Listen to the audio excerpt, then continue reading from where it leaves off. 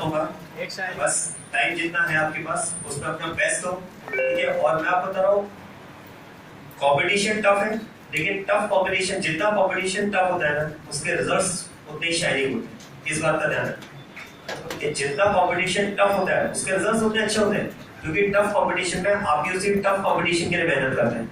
और मैं आपको बता रहा हूँ ऑल इंडिया पीएमटी एग्जाम को क्रैक करना डिफिकल्ट नहीं है, ये सच्चाई बता रहा हूँ। कंसिस्टेंसी चाहिए, आप क्वेश्चन प्रैक्टिस बहुत अच्छे से करते रहें, ठीक है। मेनली अभी टारगेट करें क्वेश्चन प्रैक्टिस को ज्यादा से ज्यादा करें, प्रीवियस ईयर्स के क्वेश्चन पेपर्स वगैरह करें, ऑलमोस्ट आपका सिलेबस अब कंप्लीट हो ही रहा है, ठीक है। तो क्वेश्चन पेपर्स आप करें प्रीवियस ईयर्स के, जितने ज्यादा क्वेश्चन करेंगे उतना बेनिफिट होगा आपको। और एनसीईआरटी जरूर करें, एनसीईआरटी के क्वेश्चंस भी करेंगे तो उसका फायदा मिलेगा आपको। अभी बुक वगैरह को रचने की जरूरत नहीं है, जरूरत एनएम के टेस्ट पेपर्स करो, एनसीईआरटी करो, प्रीवियस ईयर्स के क्वेश्चन पेपर्स करो, बस इतना आपने कर लिया।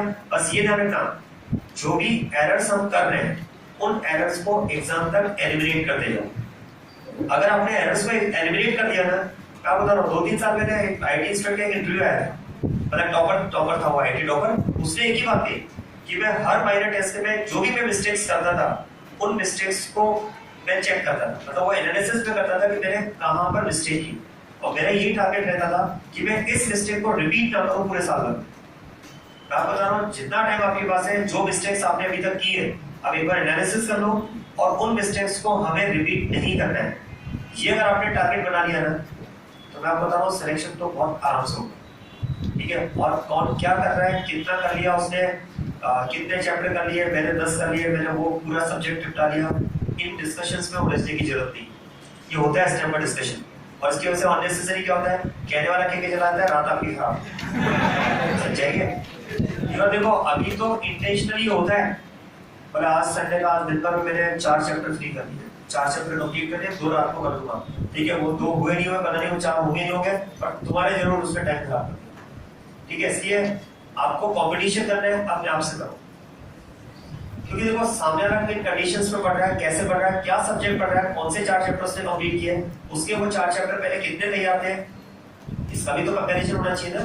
भाई पैरामीटर्स तो सेम लाओ, कंपैरिजन तो तब करेंगे, और पैरामीटर्स 2 स्टूडेंट के सेम हो ही नहीं सकते, इसलिए पैरामीटर तो खुद से सेम हो सकते हैं, इसलिए कंपैरिजन अपने आप से करो। और देखो सिंपल सी बात है, मैं तो इस पॉजिटिविटी के साथ चल रहा हूँ कि मैं दूसरे से कंपैरिजन क्यों करूं, क्या पता दूसरे वाले ने अपने टारगेट्स लाइफ के किस लेवल के बना रखे हैं, उसने इस लेवल के बना रखे हैं, मैं अपने टारगेट इतना सोच रहा हूं, तो उससे कंपटीशन कैसे करूं, क्योंकि यहां आने के बाद तो फिर मैं भी खत्म।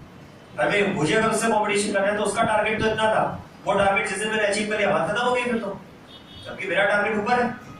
तो टारगेट आप अपने आप से कंपटीशन करो, अपने आप से कंपटीशन करो, जितना पहले उससे बेटर करना है तो आपका लेवल इनफाइनाइट हो जाएगा। होगा जिस लेवल पर आप हो, अगर आप नेक्स्ट टाइम उससे ऊपर जाना चाह रहे हो तो आप तो हर टाइम अपने लेवल से ऊपर जाना चाह रहे हो ना, तो आपका लेवल तो इनफाइनाइट हो गया ना, ठीक है। इनफाइनाइट लेवल हो गया, आपको कोई छू ही नहीं सकता, ये जानो, ठीक है। और कंपटीशन टफ है, मैं आपको बता रहा हूं ये बहुत ईमानदारी की बात है। मतलब कई बार होता है कि सर वो उसने यहाँ पर एक्यूज भी बढ़ गया था, और नर्सरी भी यहीं से 2 साल से यहीं पर है, और उसका तो सब्जेक्ट बहुत अच्छे से तैयार है, और मेरा क्या होगा सर ये, या उसने तो ये सब्जेक्ट पूरे साल भर में इतना तैयार है। मैं आपको बता रहा हूँ देखो कंपटीशन तो टफ होगा, तभी आपको मजा आएगा, और तभी आप मेहनत भी करेंगे। मैं आपको मेरा एग्जांपल बता रहा हूँ, जब मैंने फर्स्ट टाइम पढ़ाना स्टार्ट किया, मेरे पैरेलल में जो सर पढ़ा रहे थे गुरुजी, ठीक है, वो मतलब मैं ईमानदारी से कह रहा हूँ, जिस टाइम पर वो पढ़ा, मतलब फर्स्ट टाइम जब मैं पढ़ा रहा था ना, पैरेलल में जो सर पढ़ा रहे थे उनका जितने साल का एक्सपीरियंस था ना, उनकी तो मेरी एज भी नहीं थी उस टाइम पर, ये ईमानदारी की बात है। आप सोचो उनके पैरेलल में पढ़ाना था मुझे, रात भर तो सोया ही नहीं मैं, अरे रात भर ही नहीं सोया, उनके सामने पढ़ाना आसान बात थी क्या, क्योंकि वो जिन बच्चों को पढ़ा रहे थे उनके पेरेंट्स को पहले ही पढ़ा चुके थे।